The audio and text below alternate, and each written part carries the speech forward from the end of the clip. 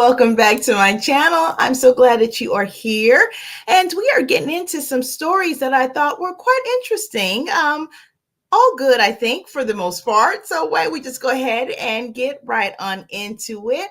We are going to be talking about Common and Jhud making music together. Yeah, that's a good sign. That's a good sign. Or it can mean other things, but I think that's a good sign. So we're going to go with that. We're also talking about Halle Berry exiting a show that was just announced that she was going to be on Hulu. So we're going to get into that a little bit. We're also going to be talking about Fat Joe, who's going to be hosting a new show on the Stars Network. Sounds like an interesting new venture. And lastly, we're going to be covering Dia Nash, or Niecy Nash. Dia Nash. Niecy Nash's daughter, and how she had used a fake last name in her first audition. So let's go ahead and get on to it. Our first story we're going to be diving into is coming out of people.com. And it shares that Common says he loved collaborating with girlfriend Jennifer Hudson on their new song. She brought it, man. She brought it. And this was exclusively given. Now, in this week's issue of People, Common says he is in a great partnership and could see Hudson as the one. And we did do a bit of a conversation on that on a couple of videos back. So if you have not gotten a chance to pop in to watch that video, go ahead and do so after this one. Now, Common and his girlfriend, Jennifer Hudson, are in perfect harmony. The rapper and actor 52 released his new collaboration album with producer Pete Rock, The Auditorium Volume 1, on Friday. And a special someone is featured on the song, A God There Is. Common opens up to People in this week's issue about collaborating with Hudson 42 and reveals it was her special connection to Aretha Franklin that got her the job. I loved it because when I played it to musician friends, they were like, "Who is that singing?" He says, "I'm like, that's Jennifer. It doesn't sound like things you've heard from her before. I love that we were able to utilize her gifts in a new space. She brought it, man." Now, as for the song's origin, the star says he was listening to a beat sample that he always assumed was sung by Franklin, when in fact it was Ashford and Simpson's Valerie Simpson. I told Jennifer who it was, and then we was discussing, as he recalls, I was like, you know how the light bulb just goes off? The light bulb went off.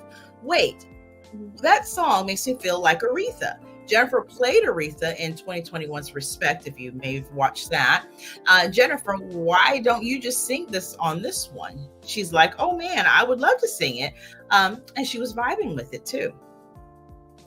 Now, though Common and Hudson have remained largely private since all but confirming their relationship on her talk show in January, fans need look no further than the rapper's lyrics for a hint at their current status. On the new song Chi-Town Do It, he raps champion lover that could come with a ring, that got a ring to it. You and I, a theme to it. When asked just what he wants and what the line meant, Common laughs before playing coy once more.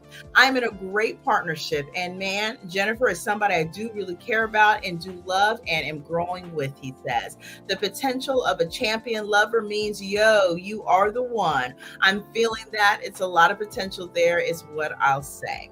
The pair, both Chicago natives, were first linked in 2022 and seemingly confirmed their romance earlier this year when Common appeared as a guest on the Jennifer Hudson show and presented its host with a bouquet of flowers. I'm in a relationship with one of the most beautiful people I've ever met in life, he said on the show, taking care not to mention his significant other's name. She's smart. She loves God. She was something real down to earth about her, and she's talented.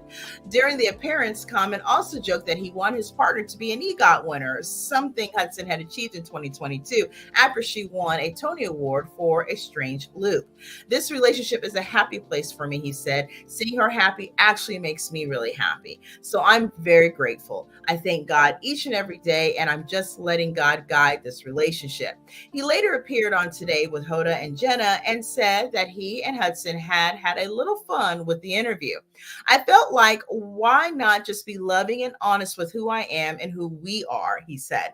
And it felt good. It was fun. And we had a good time. Hudson, meanwhile, had told People in June that everything is wonderful when it comes to her relationship before quipping, "That's all you need to know." Uh-huh. As for his new album, Common describes it as a new sound, but with the spirit and energy of what he loved from past generations. "I'm in a space where I feel free, I feel joyful," he says. "There are so many things I reveal in my raps that I would never say out loud because it comes from such a pure place. Some things I'm like, wow, I said that," or "that's how I truly feel."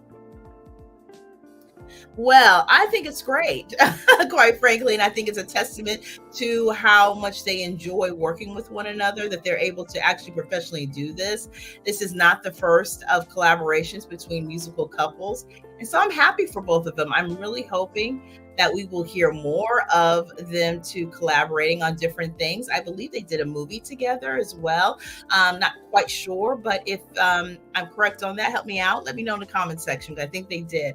And, they just seem to be really a lot of fun together. I always felt that, Jennifer and Common, they make a match to me. Now, will that mean that matrimony is down the path? Well, we don't 100% know, but he's actually put it out there that it's a huge possibility she's the one. So at the end of the day, I'm wishing them the best. Are you looking forward to the new music from Common? Are you looking forward to hearing this song? Drop that down in the comment section. I would love to know. Do you watch Jhud's talk show as well? I've caught a few episodes. It's kind of hard sometimes, during the day to catch all the shows that I would like to catch. But the ones that I have, it seems like it's a really good, fun, happy place, if you will, to be at. So yeah, I would love to know your thoughts about this new budding relationship.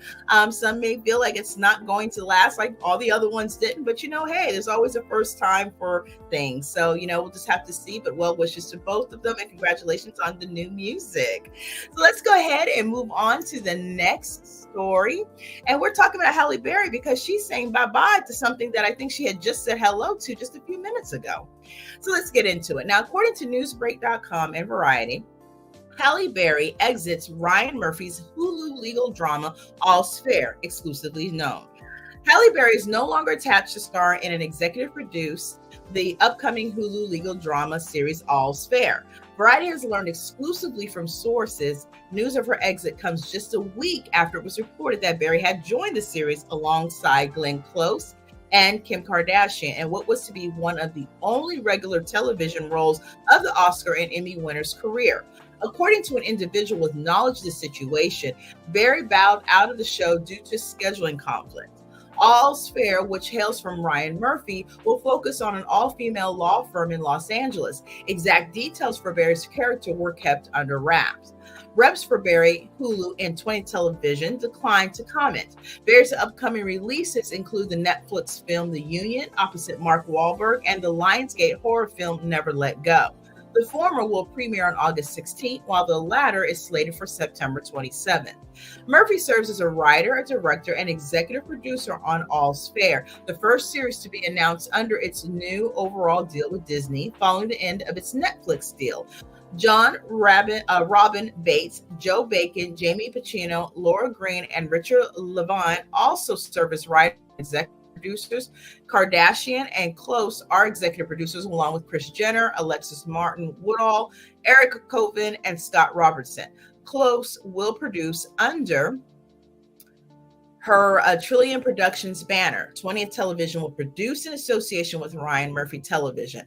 Not long after the casting story, it was also reported last week that All's Fair is one of 5 shows set to receive a share of $58 million in tax credits. Well, I guess that was something we need to know from the California Film Commission. The show is expected to film for 97 days in California, including 10 days outside the Los Angeles area. Now, I find it to be quite interesting that scheduling conflict became an issue all of a sudden, due to the fact that you would think that the schedule would have already been laid out before it was even announced, at least the beginning stages, right? But who knows? Maybe something else came up, maybe something else is brewing, and maybe it truly is just a scheduling conflict. I'd love to know your thoughts below on that. I think it's obviously a great opportunity for Kim Kardashian to be a part of a series like this with greats like Glenn Close and Halle Berry at the time. But I'm also wondering if at this point, if they do continue to move forward with it, which it sounds like that's what they're going to do, who do you think would be a good replacement for Halle Berry? Let me know your thoughts down below in the comment section for that, because I'd love to know. All right, so with that, let's go ahead and move on to the next story. And we're talking about Fat Joe, because he is getting into the television world as well by way of hosting. Now, it appears that according to Deadline.com, rapper Fat Joe is going to be hosting an interview series for Starz Network. Fat Joe is set to host a new interview series for them. Now, Fat Joe Talks, that's cute, will give viewers unique access into the lives of today's most influential personalities who drive the cultural zeitgeist, the network announced Thursday. The 30-minute episodes will follow Fat Joe as he travels throughout the U.S. to conduct conversations with cultural icons. Fat Joe Talks is an exciting foray into talk, and who better than Joe, a legend in and of himself, to drive provocative conversations that tap into the zeitgeist and matter to our audience, says Catherine Busby, president of original programming for Starz. We are thrilled to be working with Joe and our partners at Spring Hill and Embassy Road to launch this incredible show, offering authentic backstage for access to these cultural icons. Embassy Road will serve as the production company on the project. LeBron James, Maverick Carter, Philip Byron, and Jamal Henderson will executive produce for Spring Hill, while Michael Davies will executive produce for Embassy Road. Fat Joe is a Grammy-nominated recording artist, author, actor, entrepreneur, philanthropist, and media personality from the Bronx, New York. He has amassed several multi-platinum and gold studio albums and mixtapes, while also playing an influential role in the careers of other musicians, including DJ Khaled, Big Pun, and Remy Ma. Prior to having his own Starz series, Fat Joe began his foray into hosting with the 2022 and 2023 BET Hip Hop Awards, as well as episodes of The Drew Barrymore Show and The Wendy Williams Show.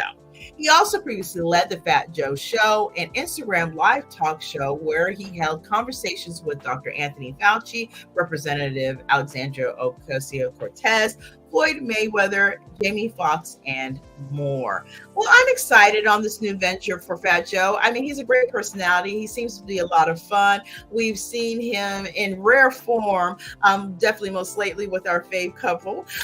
For those of you who are enjoying all of the wonderfulness between the Shanti and Nelly extravaganza. So yeah, it seems like he's going to be taking his talents to move on to his own show. And I think it's great. I remember him watching Wendy Williams and him filling in during the time that she was out. Unfortunately, her being out, and definitely continue thoughts for Wendy Williams. Definitely miss her on the, on our TV screens.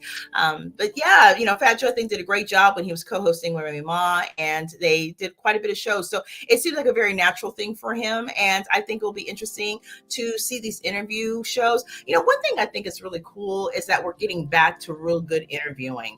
I just feel like there's a bit of an uptake in difference in the interviewing styles, especially for the nighttime kind of crowd. And I'm really enjoying it. Really great interviewers asking really good questions and just really getting the full gamut from the ones that we really do actually, pay attention to or care about. There's a lot going on, obviously, nationally. And sometimes it's nice to just be able to relax and unwind and not have to think so hard while you're watching television. And sometimes other types of programming can make you do that. So I think this is going to be a fun party for all. I'll be interested to see all of the individuals that he will get an opportunity to actually interview and, see him travel around the United States. So that'll be a lot of fun. I think I probably will be tuning in. Of course, love to support new ventures that seem interesting. And I think this is going to be one of them. If you watch Star Programming and you think that you might actually take a look at Peekaboo when this comes out, go ahead and drop that down in the comment section. I would love to know your thoughts. So now we're going to move on to yes, Miss Adia Nash. And I think this is really, really a nice story because it's kind of I did do a story about a week and a half ago or so, about the Nepo baby situation with some stars, but the one in particular was, oh gosh, I cannot remember her name, Emma Roberts is what it was actually on, Julia Roberts' niece and Eric Roberts' daughter.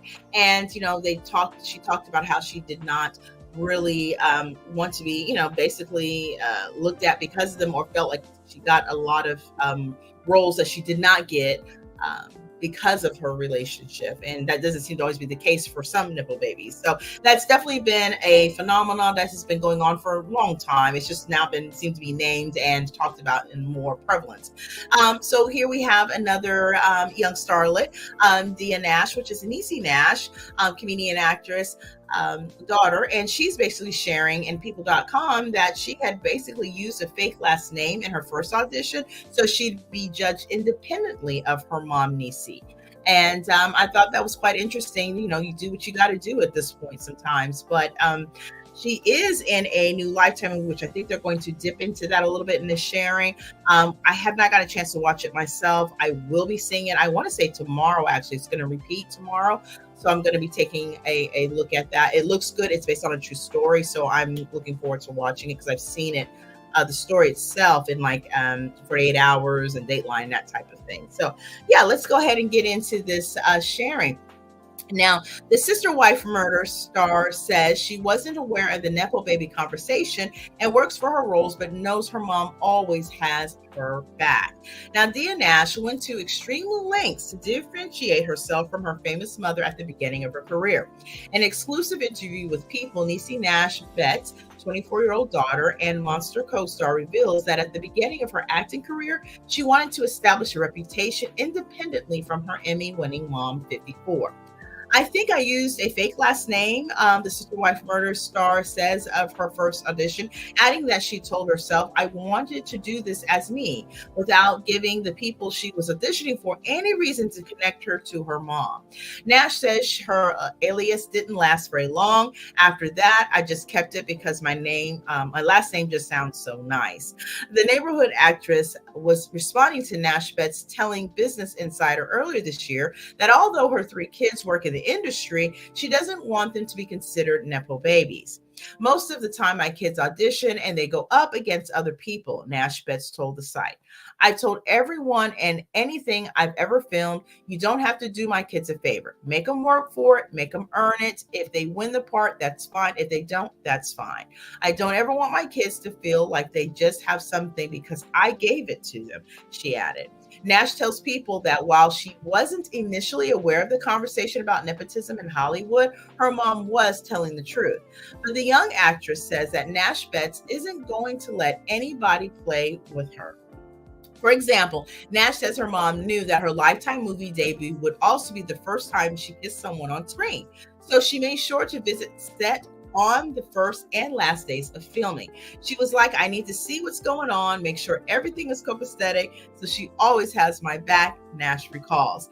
Plus, Nash Betts always has advice for her youngest daughter whenever she needs it, but there's one piece of career guidance that sticks out in the never have I ever actress mind. Trust your gift. Trust the things that you feel like you're led to do, and then everything else will fall in line, Nash recalls her mom telling her. And of course, the Sister Wife Murder premieres on Lifetime. Like I said, it's repeating tomorrow, and that would be July 27th. So if you haven't gotten a chance to check it out, make sure you do. I think it's going to be a good one. Like I said, it is based on a true story.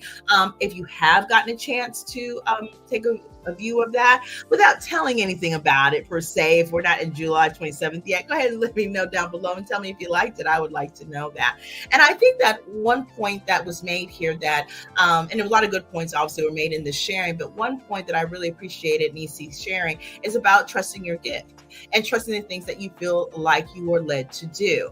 And then everything else falls in line. I think so many situations come about where people feel, that they have imposter syndrome or that they're not worthy of what they're trying to do, or who are they to be able to embark on whatever dreams and aspirations they have. And I think that her sharing this piece of information here is so helpful for so many individuals who are embarking on a new way of doing things in their professional or personal lives. And so I thought it was such a great point to make that, you do whatever you feel is what your heart calls you to do, whatever you feel your purpose is, and don't let anybody stop you from doing that. So if anything learned from this particular piece, outside of the fact that, you always want to represent for yourself and not necessarily fall on the coattails of someone else, is definitely make sure that you do move forward with and just reckless abandon to do whatever it is that you feel called to do. It is so important for you to live the life that we have, as it's only one,